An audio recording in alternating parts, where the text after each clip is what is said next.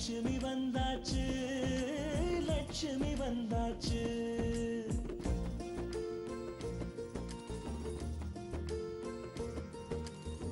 சொந்தமெல்லாம் தோரணமாய் மேளம் கொட்டி வரவேற்க லட்சுமி வந்தாச்சு, லட்சுமி வந்தாச்சு.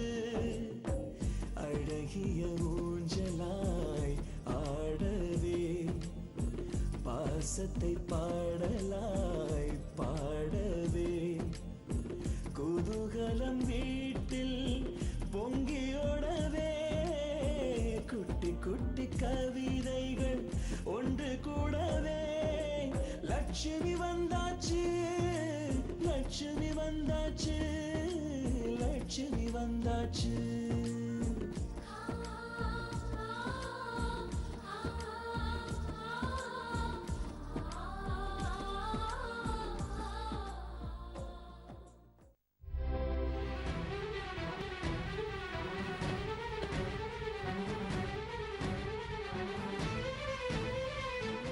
என்னம்மா நீங்க லட்சுமி மேல வாந்தி எடுத்துட்டீங்க? என்னங்க நீங்க? அம்மா தெரியாம தானே வாந்தி எடுத்தாங்க, இதுக்கு போய் ஏன் கத்துறீங்க? சரி, காருக்குள்ள ஒரு புடவை இருக்கு, எடுத்துட்டு வாங்க. புடவையா? ஆமாங்க, ஒரு சேஃப்டிக்காக எடுத்துட்டு வந்தேன். உள்ள இருக்கு, போய் எடுத்துட்டு வாங்க. ஒரு தாய் மாதிரி பாத்துக்கிறாள் இந்த நந்தினி. வாந்தி எடுத்தத எந்த சங்கோஜமும் இல்லாம அவங்கள தொடச்சு விட்டு கழுவி விட்டு என்ன அருமையா பாத்துக்கிறா. என்னால இப்படி செய்ய முடியுமா? எனக்கு தெரியலையே. அன்னைக்கு உங்க வீட்டுக்கு உங்க சித்தி பேசுறதா சொல்லி நந்தினின்னு ஒருத்தங்க உங்ககிட்ட போன்ல பேசினாங்களா? அப்போ நமக்கு தெரியாம யார் இந்த புது சித்தின்னு டென்ஷன் ஆயிருப்பீங்களே. ஆமா, அந்த விஷயம் உங்களுக்கு எப்படி தெரியும்? அப்படி ஒரு சித்தி கேரக்டரை கிரியேட் பண்ணி பேச வச்சதே நான் தான்.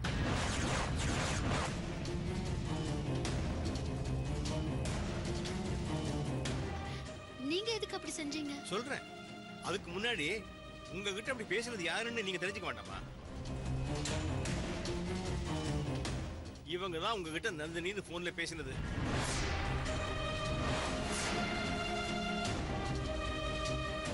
நான் கிரியேட் பண்ண புது சித்தியே இவங்க தான்.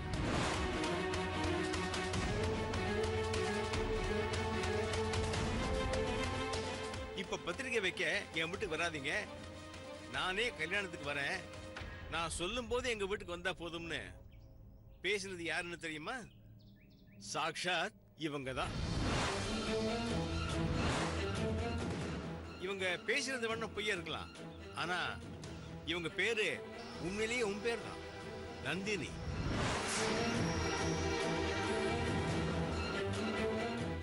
டாக்டர் சொன்னதுனால தான் நான் அப்படி பேசினேங்க. ஏன் டாக்டர் இப்படி செஞ்சீங்க? உங்களை எந்த அளவுக்கு நாங்க நம்பியிருந்தோம், நீங்களே இப்படி செய்யலாமா? செய்யக்கூடாதுதான், ஆனா நான் செஞ்ச பாவத்துக்கு பரிகாரம் செய்யணுமே. நீங்க என்ன பாவம் செஞ்சீங்க? நந்தினியோட சித்தப்பா நல்லவன்னு நம்பி போன் பண்ணி சொன்னேன். அதோட விளைவு இந்த அளவுக்கு போகும்னு நான் எதிர்பார்க்கவே இல்லை. அதுக்கு பிராயச்சித்தமா தான் இந்த பொய். படிச்ச நீங்களே இப்படி செய்யலாமா டாக்டர்? எதுவா இருந்தாலும் நேரடி எங்ககிட்ட சொல்லிருக்கலாமே. ஒரு தியாகியை கஷ்டப்படக்கூடாதுன்னு தான் இப்படி செஞ்சேன். நான் தியாகின்னு சொன்னது வெற்றியைத்தான் நந்தினி. இவர் மட்டும் தன் குடும்பத்துக்காக தான் விருப்பத்தை விட்டு கொடுக்கலாம். ஆஸ் எ ஃபேமிலி டாக்டர் என் கடமையை நான் செய்யக்கூடாதா? டாக்டர், நீங்க என்ன சொல்றீங்க? எனக்கு எதுவுமே புரியல. கொஞ்ச நாளைக்கு முன்னாடியே வெற்றியை நான் பார்த்தேன். டாக்டர், அதெல்லாம் இப்ப எதுக்கு? வேண்டாம் டாக்டர். இல்ல வெற்றி, சொல்ல வேண்டிய சிச்சுவேஷன் வந்தா சில உண்மைகளை சொல்லித்தான் ஆகணும். வெற்றி, அம்மாவுக்கு ஏதாவது ப்ராப்ளமா? இல்ல டாக்டர், எனக்கு தான் ப்ராப்ளம்.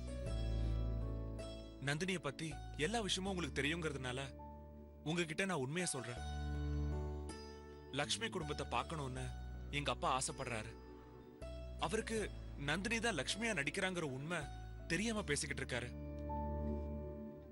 ஆமா, உங்க அப்பா கேக்குறது நியாயம் தானே? சரி, இந்த பிரச்சனைக்கு என்ன பண்ண போற? அதான் டாக்டர், எனக்கும் ஒன்னும் புரியல. சென்னையில இருந்து நந்தினிக்கு பழக்கமான ஆசிரமத்துல இருந்து சுவாமிஜின்னு ஒருத்தர் பேசினாரு. அவர் அங்க உள்ள குழந்தைகளை பத்தி பேசினதை கேட்டு நந்தினி கண் கலங்கி நின்னா. அதை பார்த்துட்டு எங்க அப்பா லக்ஷ்மி அவளோட குடும்பத்தை பார்க்காம தான் கண் கலங்குறா. உடனே நாம அவங்களோட வீட்டுக்கு போகணும்னு விடாப்பிடியா இருக்காரு. எனக்கு என்ன பண்றதுன்னு தெரியல. நந்தினியோட சித்தி சித்தப்பா நல்லவங்களா இருந்தா அவளை அங்க கொண்டு போய் விட்டுட்டு எங்க அப்பா கிட்ட எல்லா உண்மையும் சொல்லிடுவேன். ஆனா அவங்களாலதான் நந்தினிக்கு இந்த நிலைமையே வந்தது. வெற்றி, நானும் நந்தினியோட சித்தப்பாவை நம்பி தப்பு பண்ணிட்டேன்ப்பா. அதுக்கு என்ன பிராய்ச்சித்தை பண்ணலாம்னு நான் யோசிச்சுக்கிட்டு இருக்கேன். நானும் அதை தான் யோசிச்சு ஒரு முடிவுக்கு வந்திருக்கேன். அப்பதான் நீங்க பேப்பர்ல கொடுத்த ஒரு விளம்பரத்தை பார்த்தேன். அதுல உங்களுக்கு பர்சனல் செக்ரட்டரி வேணும்னு போட்டிருந்துச்சு. நந்தினி படிச்சிருக்கா டாக்டர். இன்சூரன்ஸ் ஏஜென்ட்டா வேலை பார்த்ததால அவகிட்ட பேச்சு திறமை கண்டிப்பா இருக்கும். அதனால நீங்க அவளை பிஏவா சேர்த்துக்கோங்க டாக்டர். அதான் நந்தினிக்கு சேஃப். டாக்டர், நந்தினி எங்க குடும்பத்துக்கு நல்லது பண்ணிருக்கா. அவ எங்க இருந்தாலும் நல்லா இருக்கணும். டாக்டர், நீங்க மட்டும் நந்தினிய பிஏவா சேர்த்துக்க சம்மதிச்சா நந்தினிய உங்ககிட்ட வேலையில சேர்த்து விட்டுட்டு அப்பா கிட்ட உண்மையை சொல்லிடுவேன். உங்க அம்மாவை குணப்படுத்த வீடு தேடி வந்த தெய்வம் பா நந்தினி. அவளை விரட்ட பாக்குறியா? டாக்டர், அப்படிலாம் இல்ல. நாங்களும் ஏதேதோ ஆராய்ச்சி பண்ணி மனநோயை குணப்படுத்த ட்ரை பண்றோம். ஆனா முடியல. முயற்சி பண்ணிட்டு தான் இருக்கோம். இப்போ உங்க அம்மா குணமாயிட்டு இருக்கிறது எங்க மனதுல பாதி இருந்தாலும் மீதி நந்தினியால தான். இதுதான்ப்பா உண்மை. நந்தினியோட பேச்சு, நடவடிக்கை, மேனரிசம் இது எல்லாமே உன் தங்கச்சி தங்க மாதிரியே இருக்குப்பா. அதனாலதான் உங்க அம்மா இவ்வளவு சீக்கிரம் குணமாயிட்டு வராங்க. உங்க அம்மாவை குணப்படுத்த தேடி வந்த தெய்வ நந்தினி. அவளை வெளியே அனுப்ப பாக்குறியே, இது தப்பு இல்லையா? இப்போதைக்கு எனக்கு வேற வழியே தெரியல டாக்டர். இதை பாரு வெற்றி, அவசரப்பட்டு எந்த முடிவும் எடுக்காத. நான் சொல்ற வரைக்கும் நந்தினியை வீட்டை விட்டு அனுப்பக்கூடாது. அப்படியே அனுப்புறதா இருந்தாலும் என்கிட்ட சொல்லாம அனுப்பக்கூடாது. என் பேச்சை மீறினா அப்புறம் நான் உங்க வீட்டுக்கு வரவே மாட்டேன். டாக்டர், நந்தினியை வீட்டை விட்டு அனுப்புறத பத்தி யோசிக்காம அவ இங்கேயே இருக்க என்ன செய்யலாம்னு யோசி. அதுதான் உனக்கும் உன் குடும்பத்துக்கும் நல்லது. வெற்றி என்கிட்ட வந்து சொன்ன உடனே என்ன பண்ணலாம்னு யோசிச்சேன். நான் டாக்டருக்கு படிச்சிருந்தாலும் ஒரு யூகமா ஐடியா பண்ணி வெற்றி சொன்னதை இவங்க கிட்ட சொன்னேன். இவங்களும் சித்தியா நடிக்கிறேன்னு சொன்னாங்க. அப்பதான் உங்க வீட்டுக்கு நான் ஃபோன் பண்ணி நான் சொல்லும் போது நீங்க வீட்டுக்கு வந்தா போதும்னு உங்க அப்பாவை நான் நம்ப வச்சேன். நீங்க அப்படி பேசினதுக்கு ரொம்ப தேங்க்ஸ். டாக்டர் சொன்னபடி தானே நான் பேசினேன். நீங்க தேங்க்ஸ் சொல்லணும்னா டாக்டருக்கு சொல்லுங்க. Thank you doctor. ஃபேமிலி டாக்டரா ட்ரீட்மெண்ட் கொடுக்கறதோட நிறுத்தாம அந்த ஃபேமிலிக்கு இருக்கிற பிரச்சனையை தெரிஞ்சுக்கிட்டு அது மன ரீதியா தீர்த்து வைக்கிறீங்க. உண்மையிலேயே நீங்க ஃபேமிலி டாக்டர் தான். நந்தினி தான் உங்க அம்மாவுக்கு மறுபடியும் உயிர் கொடுக்க போறேன். அவளை பத்திரமா பாத்துக்கங்க. அக்கா, நீங்க எனக்கு ஃபோன் பண்ணி பேசினதுனால இதுவரைக்கும் எங்க மாமா எங்க வீட்டை பத்தின பேச்சே எடுக்கல. ரொம்ப தேங்க்ஸ்க்கா. பரவாயில்லைங்க, எதுக்கு தேங்க்ஸ் எல்லாம் சொல்றீங்க? அக்கா இல்ல, சித்தி.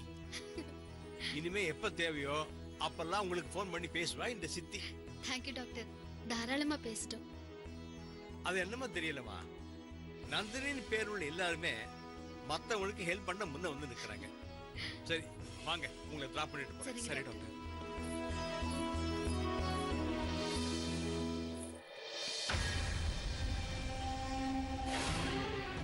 நந்தினின் பேர் வச்சா ஹெல்ப் பண்ணி தான் ஆகணுமா என்ன? பணம் சம்பாதிக்க யோசிக்க கூடாதா? எனக்கு தேவை பணம், பணம் மட்டும்தான்.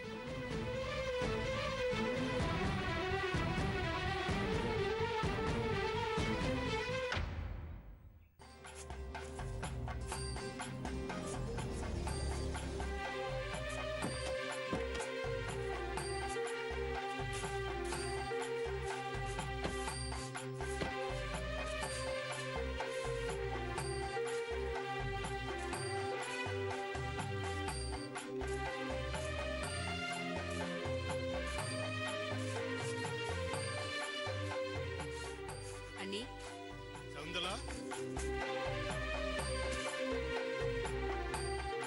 என்னங்க என்னங்க என்ன சவுந்தலா?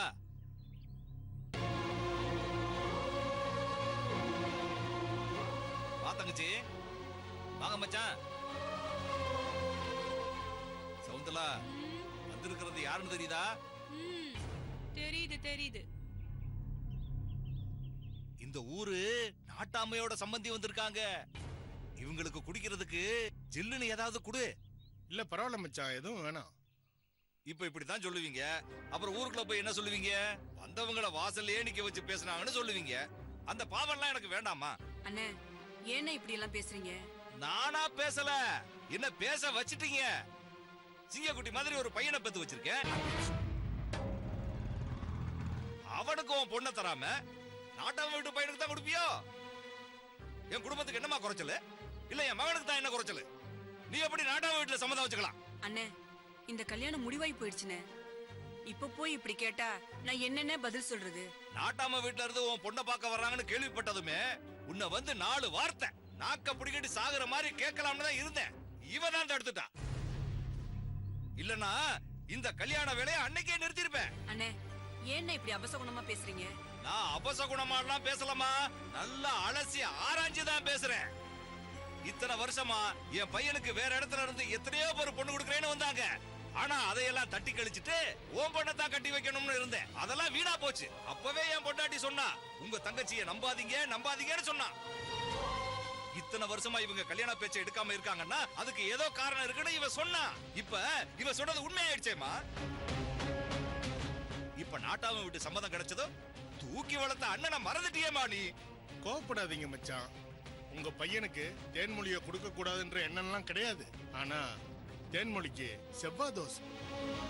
அதுக்கு ஏத்த ஜாதகம் பார்த்து கல்யாணம் பண்ணி வச்சா தான் அவ வாழ்க்கை நல்லா இருக்கும்னு ஜோசியர் சொன்னாரு. பழசெல்லாம் மறந்துட்டு கல்யாணத்துக்கு வந்து தேன்மொழியை ஆசீர்வாதம் பண்ணுங்க மச்சான்.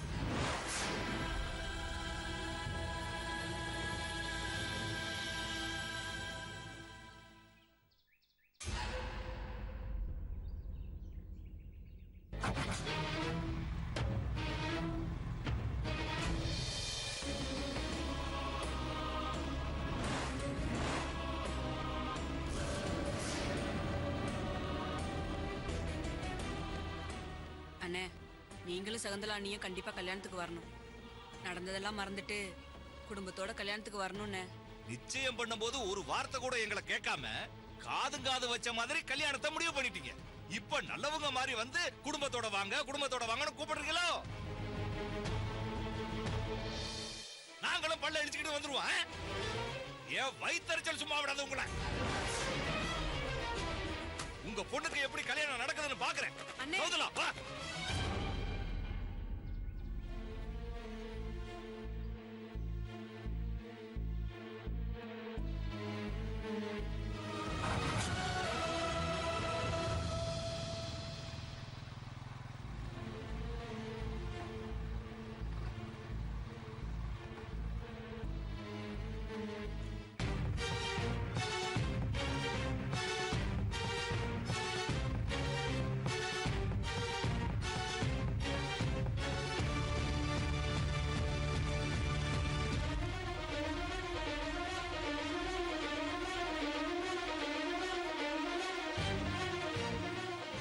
மாமா என்ன மாமா பத்திரிக்கை கொடுக்க வந்திருக்கீங்க போல இருக்கு. ஏன் கொஞ்சம் பத்திரிக்கை காட்டுங்க. காட்டுங்க அத்தை.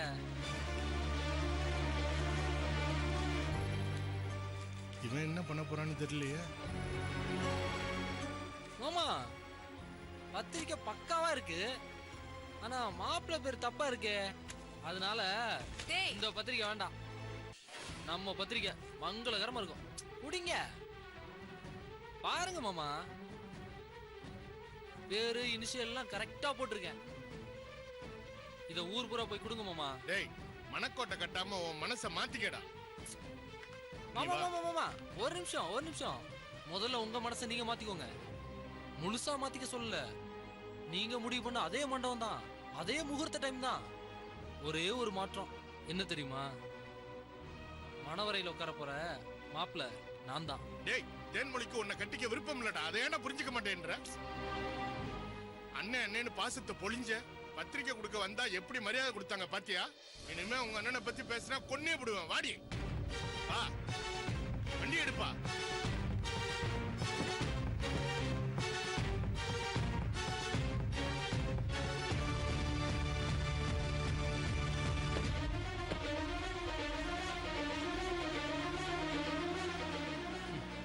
மாமா போ. என்னோட வேல்யூ தெரியாம என்கிட்ட முதல்ல கடைசியில கல்யாணம் நடக்க போறது யார் கூட பாரு. தேன்மொழி கழுத்துல தாலியை கட்ட போறது இந்த முருகையன் தான்.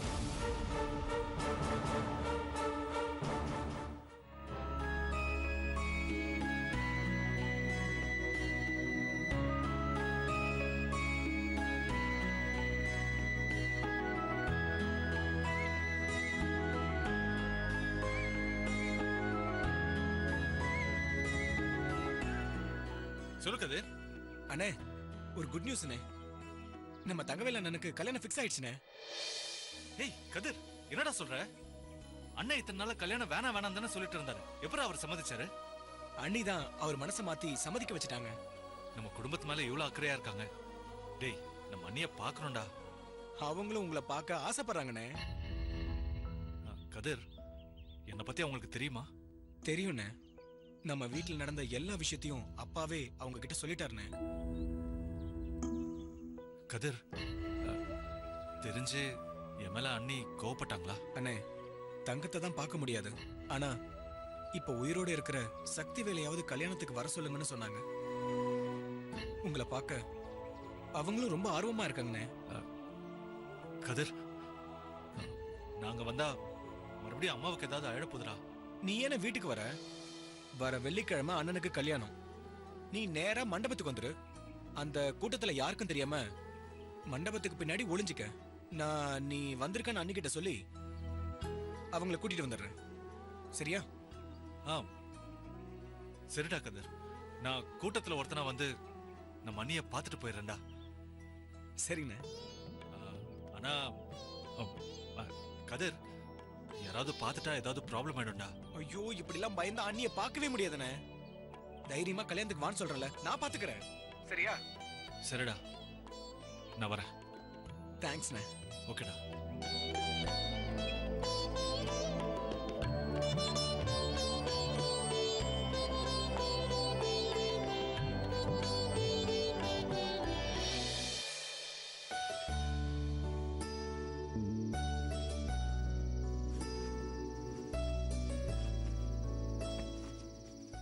என்னக்கா? அம்மா எங்கடி? அம்மா கோகிலா கூப்பிடுறதுக்காக போயிருக்காங்கக்கா. ஏய், இங்க வா. என்னக்கா? வெற்றி வராரு. என்ன கேட்டா வீட்ல இல்லன்னு சொல்லிடு. ஏன்க்கா? சொன்னதை மட்டும் செய். போ போடி, போ போ.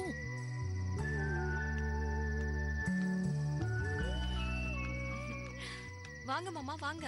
எப்படி இருக்க? நல்லா இருக்கேன். நீங்க எப்படி இருக்கீங்க? நான் நல்லா இருக்கேன். சரி வாங்க, உள்ள வாங்க. அக்கா இருக்காளா? அக்கா அம்மா கூப்பிட போயிருக்காங்க. ஓ, அம்மா எங்க போயிருக்காங்க? அம்மா வந்து கோகிலாவை டியூஷன்ல இருந்து கூட்டிட்டு வரதுக்காக போயிருக்காங்க. ஓ, லக்ஷ்மி கூட போயிருக்கான்னு சொன்ன? அதான் மாமா, அம்மா வரதுக்கு லேட் ஆயிடுச்சா, அதனால அக்காவும் போயிருக்காங்க. ஓஹோ. சரி வாங்க, உள்ள வாங்க மாமா. இல்ல இல்ல பரவாயில்ல, வேண்டாம் வேண்டாம், பரவாயில்ல. நீ எப்படி பாசமா என்ன மாமான்னு கூப்பிடுற? ஆனா உங்க அக்கா லக்ஷ்மிய நான் ரோட்ல பார்த்து கூப்பிட்டேன். என்ன பார்க்காமலே போயிட்டா. எந்த கடனை வசூல் பண்ண போனாலோன்னு எனக்கு தெரியல. சரி, அதை விட எங்க அண்ணனுக்கு கல்யாணம் வச்சிருக்கோம். பத்திரிக்கை கொடுக்கறதுக்கு தான் நான் வந்திருக்கேன்.